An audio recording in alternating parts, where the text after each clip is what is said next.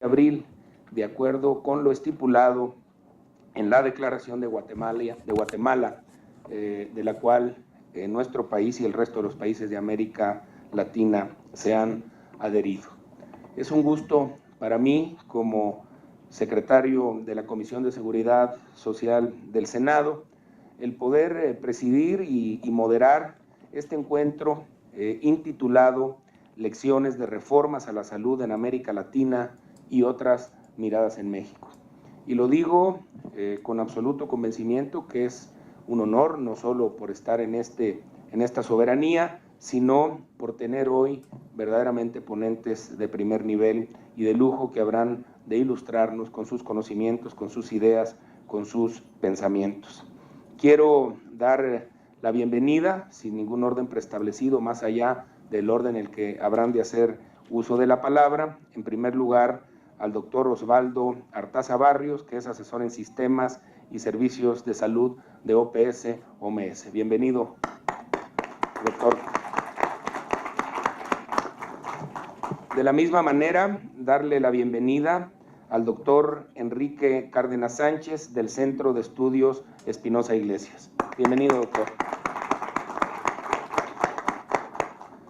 También del Centro de Estudios Espinosa Iglesias, a la doctora Verónica Malu Guzmán. Es un honor tenerla aquí, doctora. Bienvenida al Senado de la República.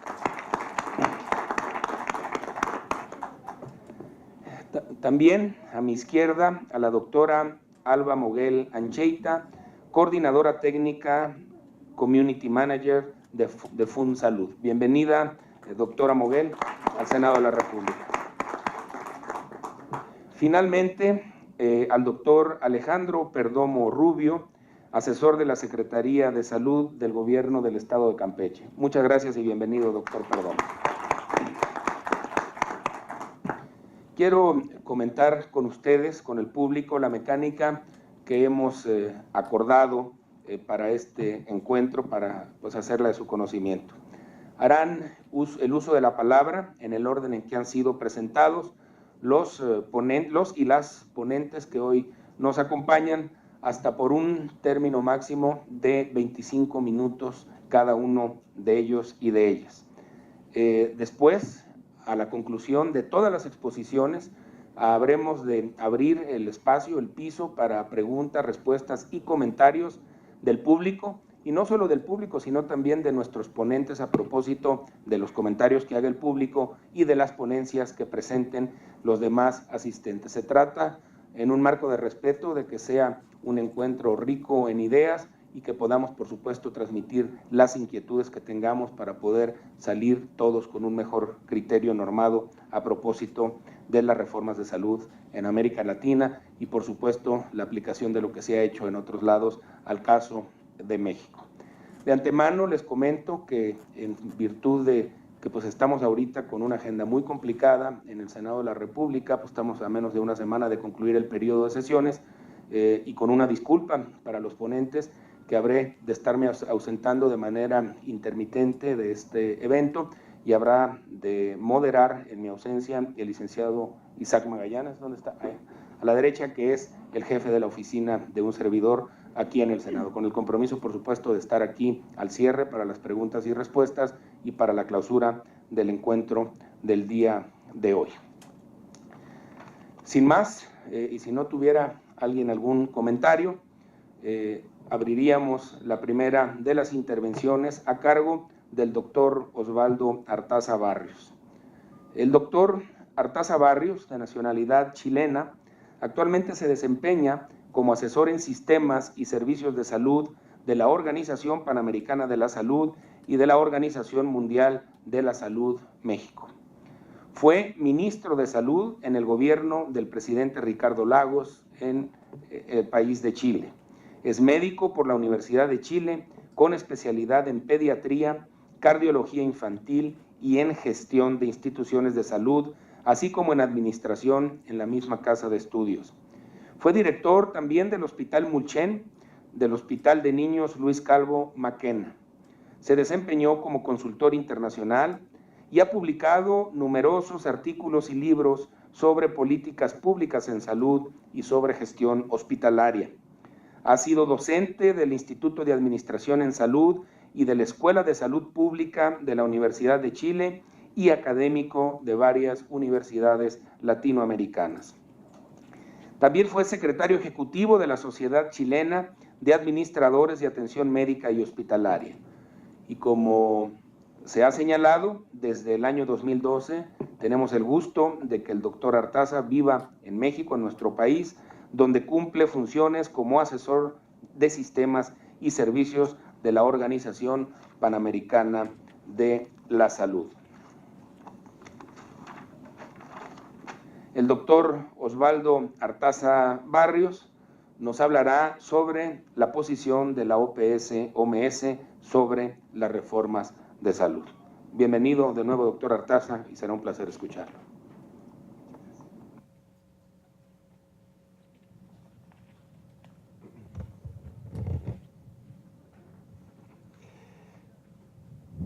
Muy buenos días a todas y todos. Muchas gracias por la invitación. En primer lugar, quiero aclararles que la Organización Panamericana de la Salud, cuando habla de una posición o una postura, no está hablando de lo que piensa un grupo de técnicos, sino de los acuerdos que toman los líderes de las naciones. Porque la Organización Panamericana de la Salud, la Organización Mundial de la Salud, no es otra cosa que sino una entidad de Naciones Unidas donde los líderes de los países toman acuerdos, generan consensos. Y con respecto a los cambios que amerita los sistemas de salud en el mundo, el gran acuerdo que existe hoy es el objetivo que se han puesto las naciones, es el logro de la cobertura universal en salud.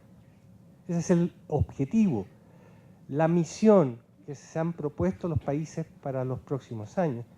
Y en estos minutos voy a intentar explicar el sentido de este concepto de cobertura universal en salud. La próxima, por favor. Hoy, lo que sucede en muchos países del mundo, salvo contadas excepciones, es que lo que tenemos es eso, que se llama técnicamente segmentación y fragmentación.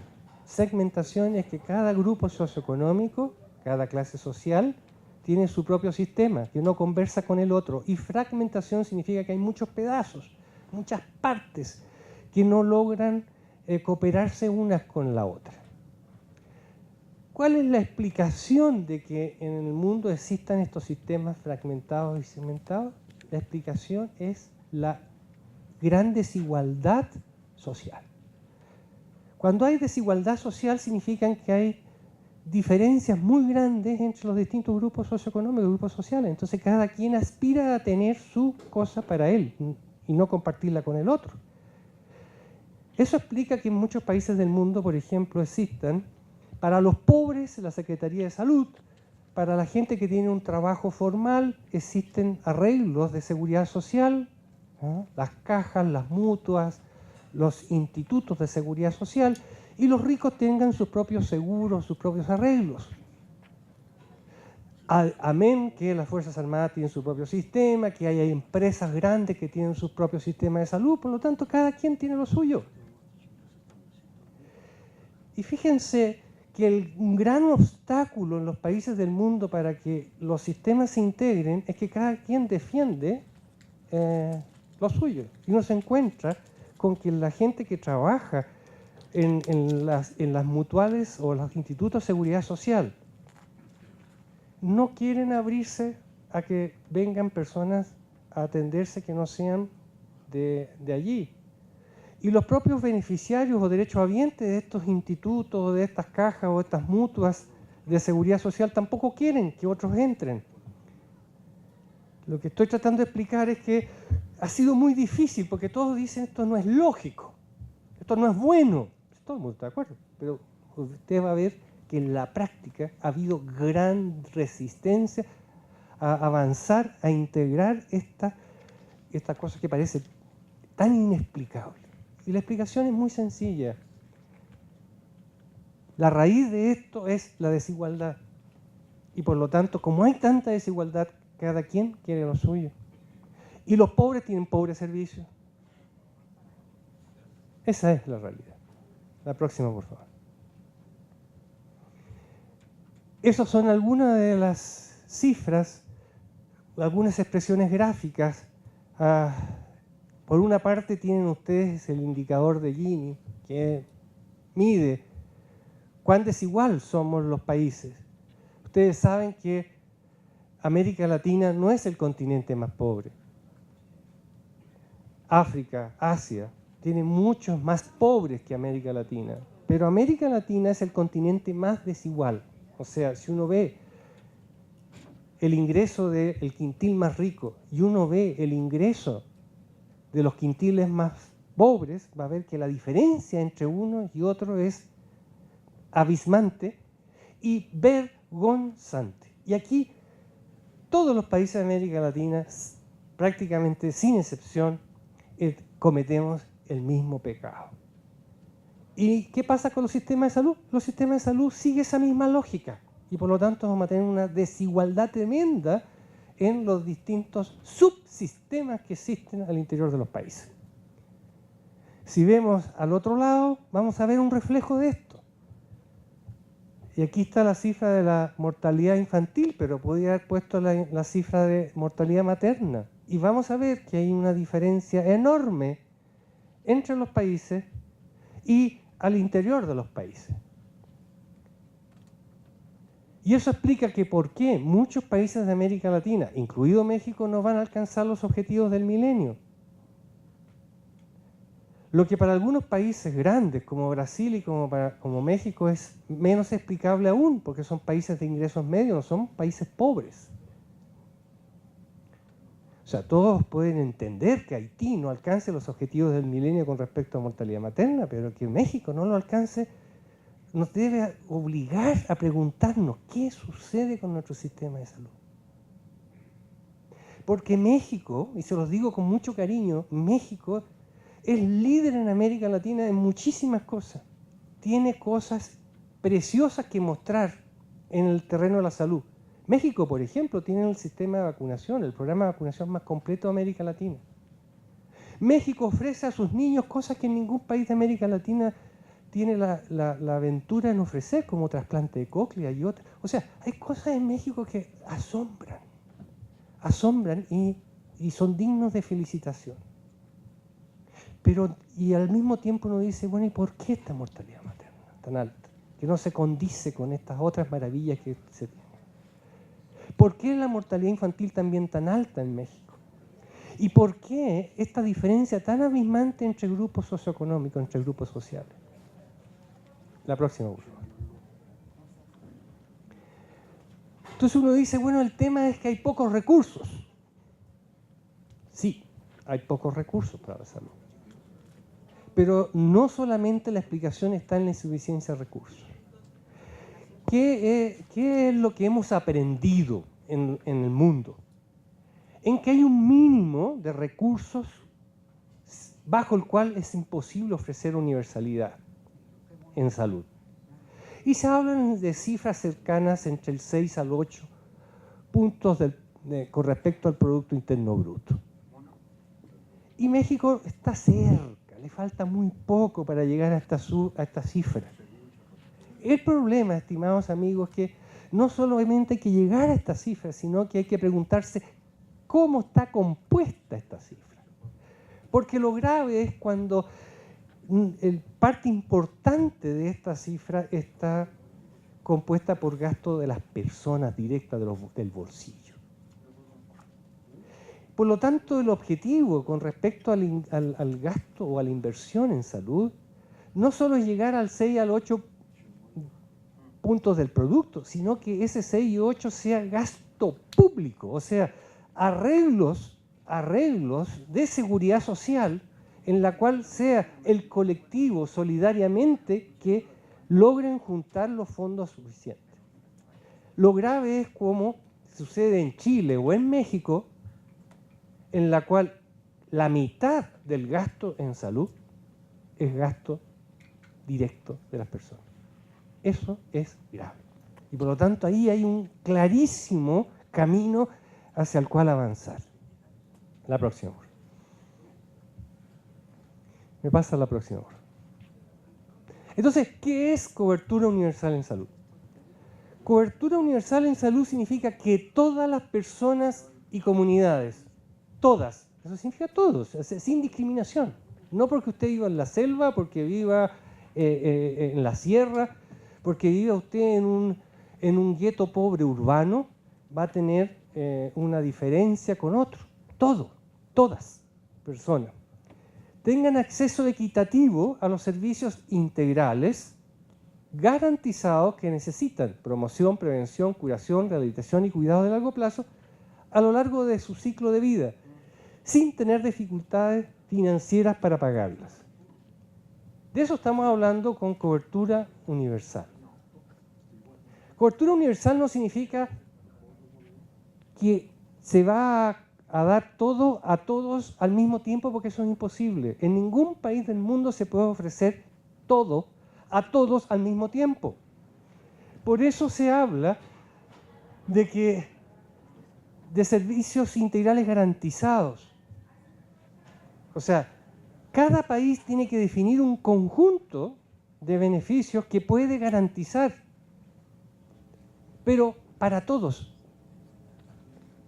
Hay países que van a poder iniciar con un conjunto de beneficios más pequeños que otros. Va a depender de los recursos disponibles, pero lo clave para la Organización Panamericana de Salud y para la Organización Mundial de Salud es que sea igual para todos. No hay justificación moral ni ética para que un grupo de la sociedad tenga un conjunto de beneficios y otro totalmente distinto.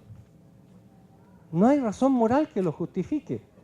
Y por lo tanto, debe haber al menos un conjunto de beneficios que sea igual para todos, que debe ser creciente en el tiempo. Entonces la pregunta para México es, ¿tenemos el mismo conjunto de beneficios la gente que está en los distintos subsistemas? Si es así, perfecto.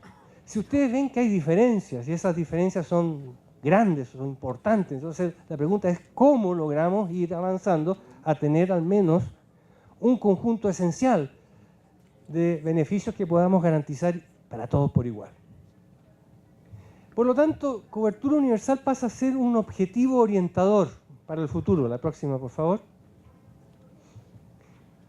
Y la clásica explicación está en este cubo, en la cual demuestra tres dimensiones o áreas en las cuales se debe trabajar para avanzar hacia la cobertura universal de salud. Abajo está un vector que es el vector poblacional y la pregunta es ¿quién está cubierto? Entonces la pregunta es si todas las personas tienen o no afiliación a algún sistema o existe un sector importante de la población que no tiene nada que lo proteja. Luego, hacia arriba, está un segundo vector que tiene que ver con los gastos personales, los gastos de bolsillo, en que cobertura universal dice, no solo es suficiente que usted tenga afiliado a todas las personas de ciudadanos de su país, sino que además tiene que disminuir el gasto directo, el pago de bolsillo. Y el último vértice hacia atrás es los servicios que se ofrecen. Si el conjunto de beneficios es pequeño o va creciendo en el tiempo. La próxima, por favor. Y por lo tanto, los ámbitos para la cobertura universal tienen un área de construcción social, que tiene que ver la acción sobre los determinantes sociales, los acuerdos políticos, y que bien celebro que aquí en el Senado de la República se esté hablando de este tema, porque evidentemente los cambios en salud requieren de grandes acuerdos. La salud no tiene color político. La salud no es del PAN, ni del PRI, ni del PRD, ni del PT. La salud es de todas las personas. Cuando usted tiene a su hijo enfermo, a su esposa enferma, a su esposo enfermo, ahí no vale el color político. Ahí vale que exista una solución. En los sistemas de salud tiene que haber más financiamiento y el financiamiento tiene que ser público. No puede ser del gasto de las personas, del bolsillo. Segundo, tiene que estar orientado hacia la atención del primer nivel. ¿Por qué? Porque la evidencia mundial señala que cuando los países invierten más en su primer nivel de atención con la lógica de la estrategia de atención primaria, tienen mejores resultados. Y tenemos nosotros a Inglaterra, Canadá, lo que ustedes quieran, los países que les va bien. Pregúntense, examinen a cualquier país que le va bien en salud, que tiene buenos indicadores en salud. ¿Cuál es el común denominador de esos países que pueden tener muchas divergencias? Divergencias ideológicas, diferencias de un montón de cosas. Pero el común denominador es que tienen una atención de primer nivel de calidad en que la gente le tiene confianza. La pregunta es, ¿en México el mexicano o la mexicana le tiene confianza a su primer nivel de atención, a su centro de salud donde vive o no? ¿Por qué el mexicano y la mexicana va a resolver su problema a la farmacia? ¿Por qué no va a su centro de salud a resolver su problema? Piensen ustedes en los países de Latinoamérica que tienen buenos resultados en salud. ¿Cuáles son los líderes en salud en América Latina? 3 países. Cuba, Costa Rica y Chile. No me va a decir usted que Cuba, Costa Rica y Chile tienen los mismos principios ideológicos. Son totalmente distintos, son países que tienen distintas historias, distintas. ¿Qué tienen en común los 3? ¿Tienen igual sistema de salud? No, totalmente distinto. El de Chile es mixto, el de Cuba es unificado, el de Costa Rica va hacia una caja. Totalmente distinto. ¿Qué tienen en común los 3? Un primer nivel de atención fuerte, confiable, que resuelve.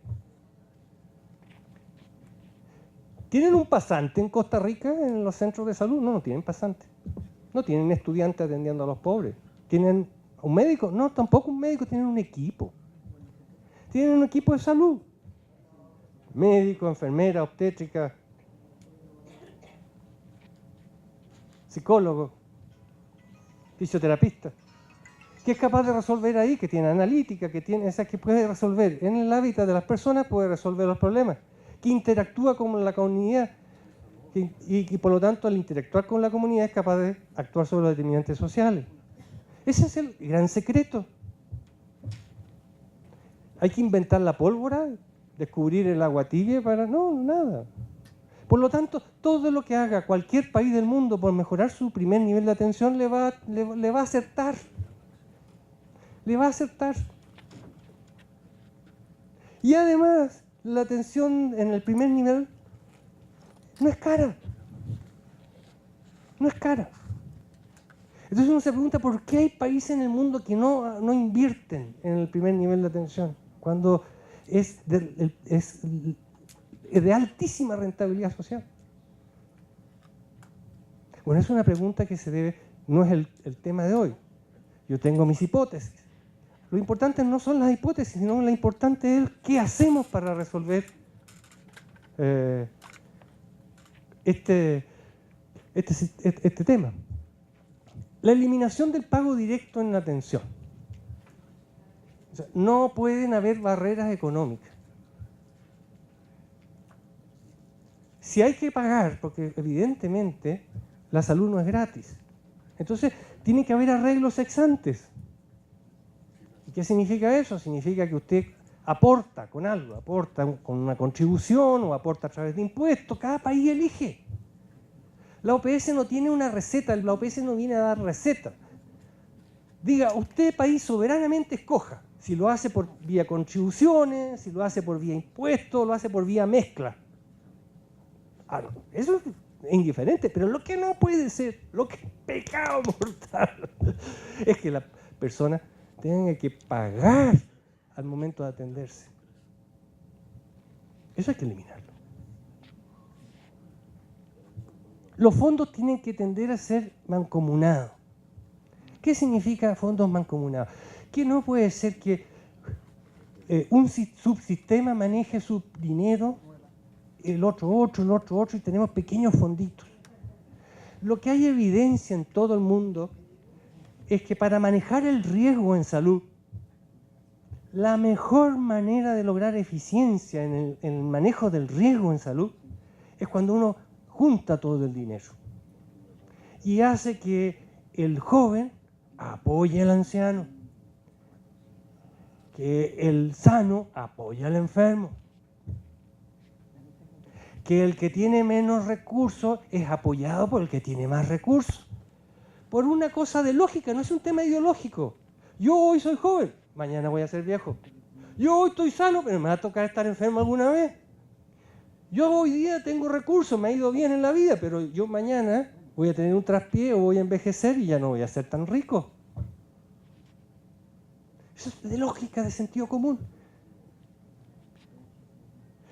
Y por lo tanto, en el mundo, a los sistemas que le ha ido mejor, es cuando han ido avanzando gradualmente a juntar los fondos. Redes integradas de servicios de salud. ¿Qué significa integrada? Significa que se cooperan unos con los otros. Y ahí la OPS no les dice, oiga, para integrar hay que unificar, tengan un sistema nomás. Eso es decisión soberana de ustedes, si quieren tener un sistema. Pero pueden tener varios, si lo importante es que esos conversen, se integren, cooperen.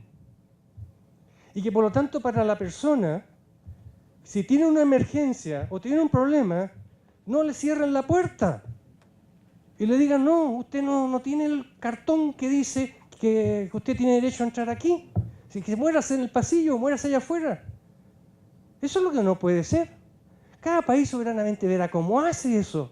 Pero lo que la Organización Mundial de Salud dice, no puede haber falta de cooperación entre distintas partes si es que los países deciden mantener distintas partes. Y finalmente, más calidad en el gasto. ¿Por qué más calidad en el gasto? Porque, estimados señoras y señores, si queremos aumentar el gasto público en salud, esto significa que tiene que la gente aportar más. Sea por contribución, o sea por impuestos, o sea lo que sea, la gente tiene que colocar más dinero. Y nadie quiere colocar más dinero si no hay una demostración de que ese dinero se está usando bien. Hoy día la ciudadanía no entrega cheques en blanco. Y por lo tanto, si vamos a aumentar la inversión en salud, que eso es lo que proponemos como organización, la consecuencia inmediata de eso es que tiene que haber más transparencia en el gasto. Que no puede ser que de 10 pesos en salud, 12 queden en ineficiencia, otros 12 queden en corrupción, otros 12 queden en lo que fuere, y al final a las personas le llegue la mitad. Y lo digo con fuerza porque hay en países en América Latina donde de 10 pesos, 4 o 5 apenas llegan a atención a las personas. Y por lo tanto, sí, lo digo con mucha pasión, hay que aumentar el gasto público en salud y de la mano tiene que ir el aumento en la eficiencia y en la calidad de ese gasto. La próxima, por favor. La próxima. Bueno, esa, voy a saltar esa por la descripción que se está proponiendo la Organización Mundial de la Salud de cómo se deben estructurar los sistemas basados en la comunidad y en el primer nivel de atención. La próxima. Y para ir cerrando, la cobertura universal en salud no es posible si no hay acceso efectivo. O sea, esa es la gran medida, la prueba de oro, la prueba de fuego, la prueba de amor, como quieran llamarle. Si un país dice, yo tengo cobertura universal en salud, la pregunta que debe venir, a ver, muéstreme sus indicadores de acceso real de las personas. Esa es la gran prueba de fuego. La próxima. Y para nuestra organización no hay acceso efectivo si el primer nivel no es resolutivo. ¿Por qué? Porque si usted tiene un primer nivel de atención débil, lo que va a tener son hospitales colapsados. Y además de hospitales colapsados va a tener demanda oculta. Gente que ya ni siquiera va. Estamos llenos de experiencias en América Latina que cuando hay mejoras de acceso, aparecen las enfermedades. Curioso, a nosotros en Chile nos pasó, cuando hicimos nuestra reforma de la salud, hicimos el auge, hicimos una estimación de cuántos diálisis iban a necesitar, porque en Chile diálisis pasaba a ser un derecho garantizado para todos. Hicimos una estimación, y cuando ya fue por garantizado por ley el acceso a la diálisis a todas las personas sin diferencia de condición socioeconómica, no aparecieron la cantidad de insuficientes renales que ni sabíamos. Y así nos empezó a aparecer con las cataratas, con las prótesis de cadera, gente que ni siquiera sabíamos, que no estaban en nuestras estimaciones. Entonces, existen esos dos fenómenos que hay que tener. Por lo tanto, la única manera de enfrentarlo y de resolverlo es con un primer nivel de atención que resuelva. La próxima. Las lecciones aprendidas en el mundo. Primero, los procesos de reforma en salud son graduales y permanentes. O sea, si ustedes van a hacer una reforma, la hicieron. Hicieron una reforma en la cual colocaron en la Constitución el tema de la salud. Hicieron una gran reforma, fíjense los ciclos, son como cada 10 o que cada... Hacen una gran reforma, crean el Seguro Popular. Y hoy día uno escucha, ahora que